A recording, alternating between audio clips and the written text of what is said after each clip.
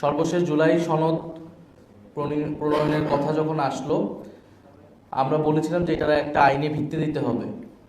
শুধুমাত্র আমরা যদি কতগুলো রাজনৈতিক দল এক জায়গায় বসে একটা দীর্ঘ আলোচনার মধ্য দিয়ে কিছু বিষয়ে ঐক্যমত আসি, সেটাই যথেষ্ট না যে একটা নিশ্চয়তা আমাদেরকে দিবে যে সেই বিষয়গুলো রাজনৈতিক দলগুলো পরবর্তীতে ক্ষমতায় গেলে সেটা বাস্তবায়ন করবে।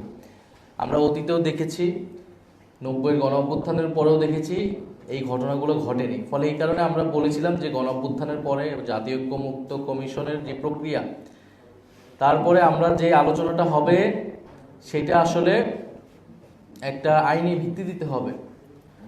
তো আগামীকাল যেই অনুষ্ঠানটা হতে যাচ্ছে সেখানে জুলাই সনদ স্বাক্ষরের ঘটনা ঘটবে। ফলে জুলাই সনদের আইনি ভিত্তি বা যেই অর্ডার জারি করার কথা বলা হচ্ছে, সেই অর্ডার জারির আগে স্বাক্ষর সেটা কিন্তু কেবলমাত্র সেরিমোনিয়াল, সেটা আনুষ্ঠানিকতা।